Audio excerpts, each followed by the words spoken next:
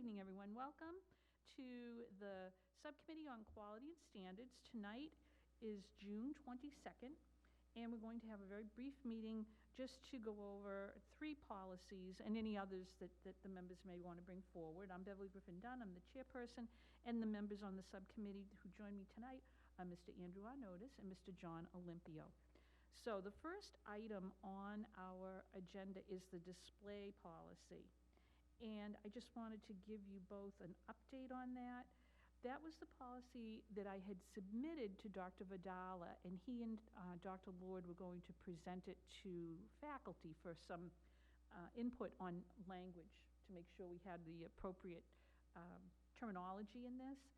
And I have to find out where it is. They have not sent it back. At this point, I would say it must be agreeable for them. So I don't think we should move forward until we know, if it is. But I'm assuming that, I haven't heard anything back that there was any problem with the terminology. So I printed out a copy for each of you just to bring it to your attention. And it's still in draft form. It's definitely not ready for a first reading. But I know we do need to get this completed and hopefully have it all completed and approved in time for the new school year. So if you want, take a minute to just, scan it really quickly. If you want to bring anything up with it, please feel free to do so.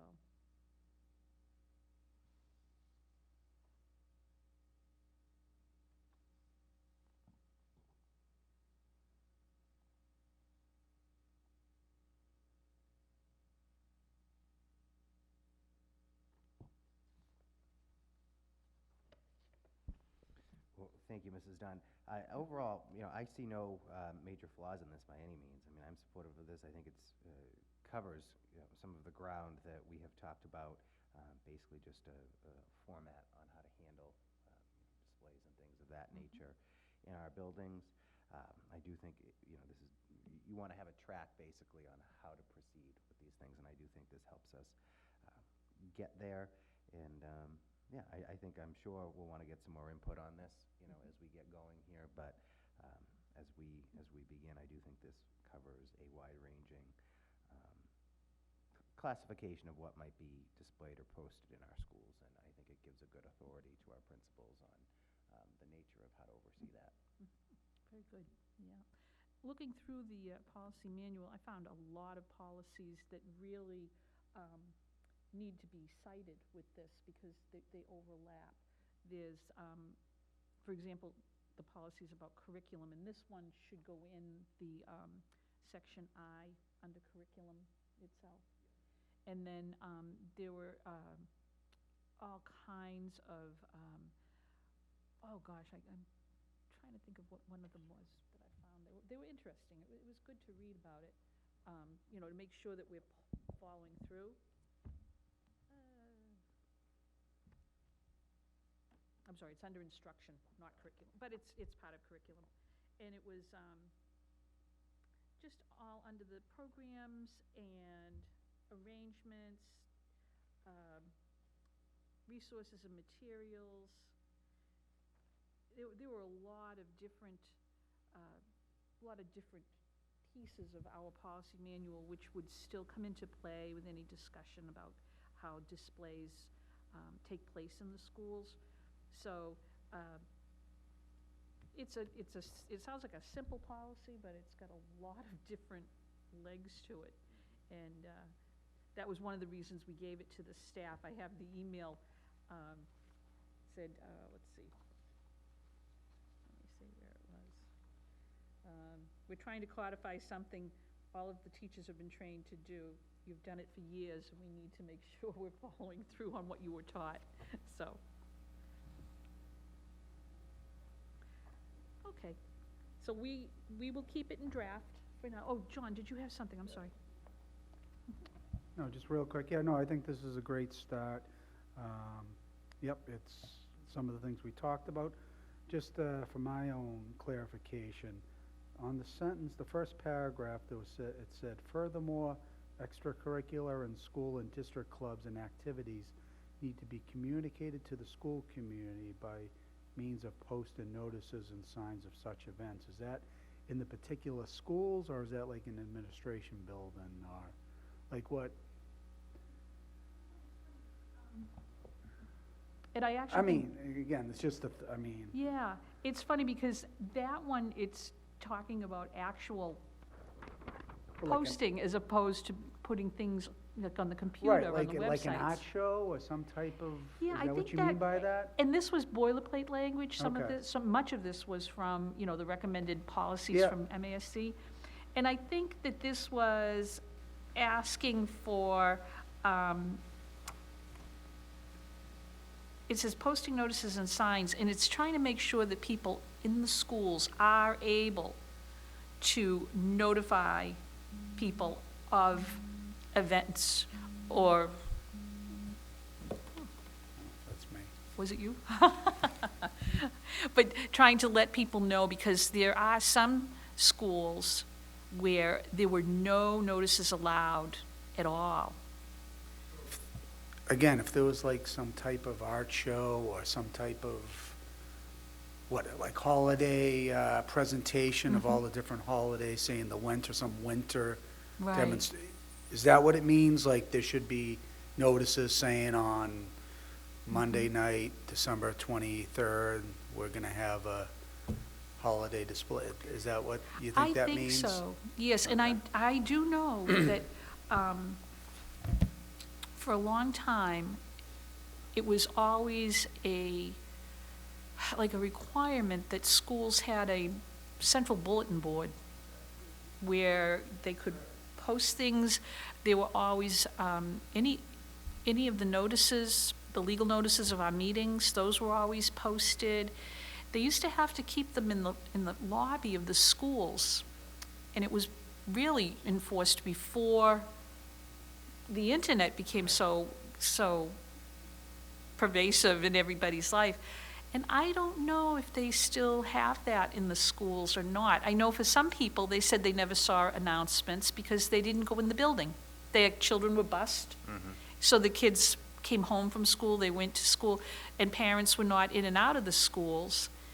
So Yeah, we we may need just- to adjust that language. Yeah, exactly. We might just Yeah. have to zero in on, like, just, tune up that language a little. Maybe we say, post it on, the district's website. Just, I mean, I think down the road, we'll just have to, I would think, button that up a little. Well, it's very similar to how we post our own meetings. Right. A nice meeting notice, or whatever clubs, having a monthly meeting, just so people are aware in whatever building it is.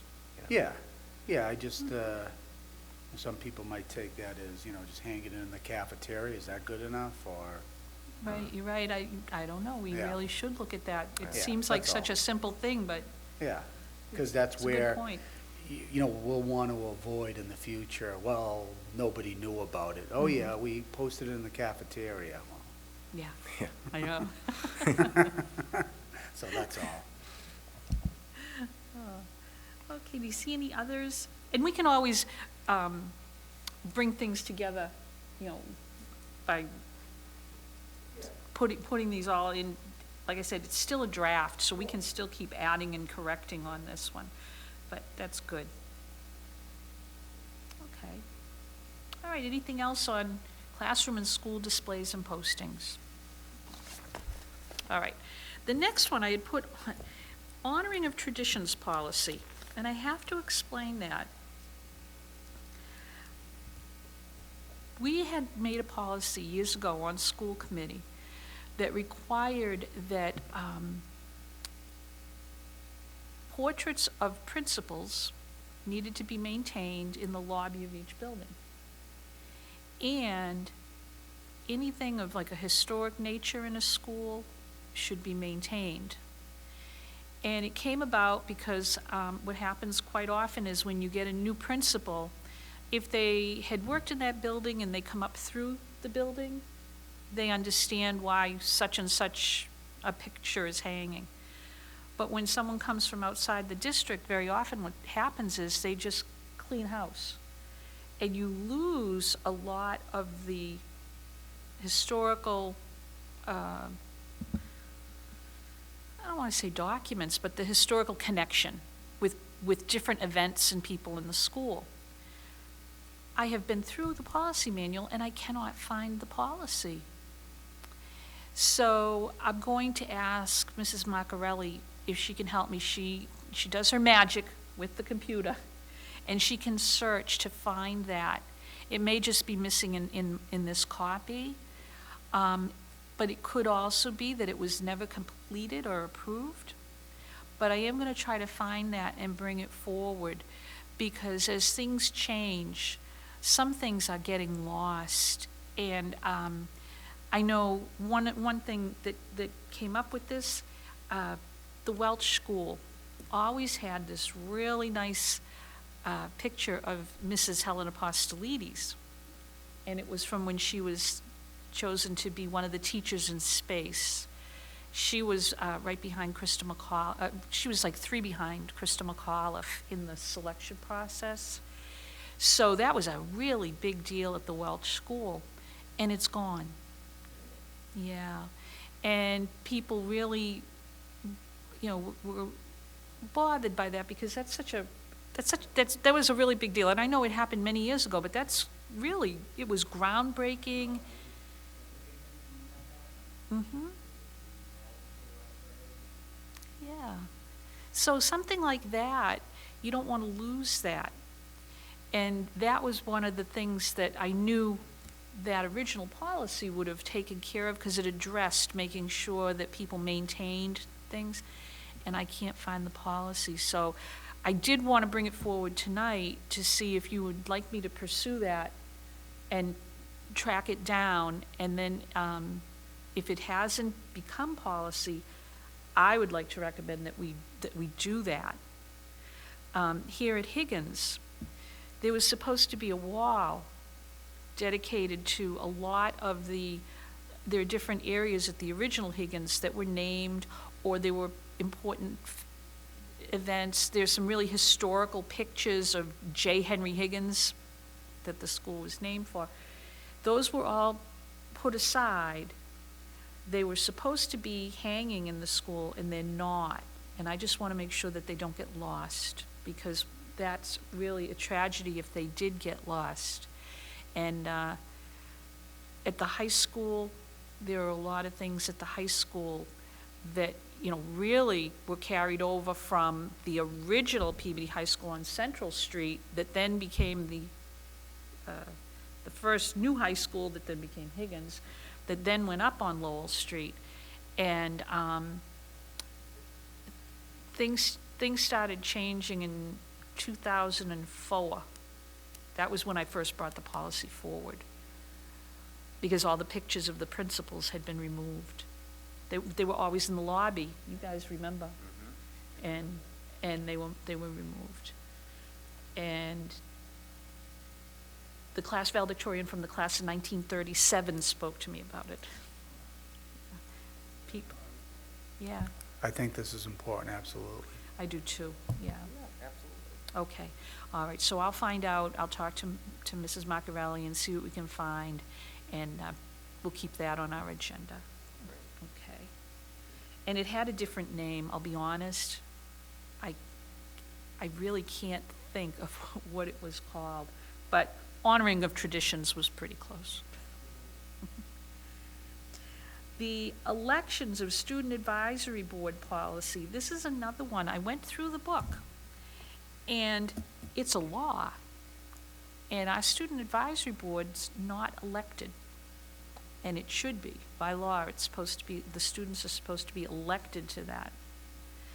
So what I would suggest doing is we just bring forward the actual law the way it's written, and just implement it into our policies to make sure that we're following that procedure.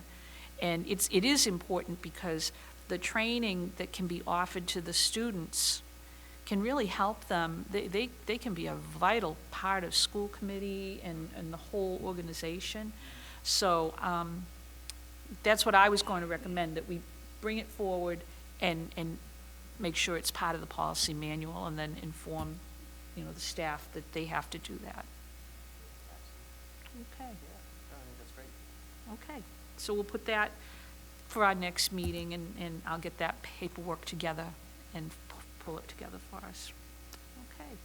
Is there anything else that any of you have for policy or anything like that? I think I'm okay for now. Okay. All right. Very good. I think we can adjourn. Take 5. All right. You made the motion? Second. Second, there we go. All right. Thank you.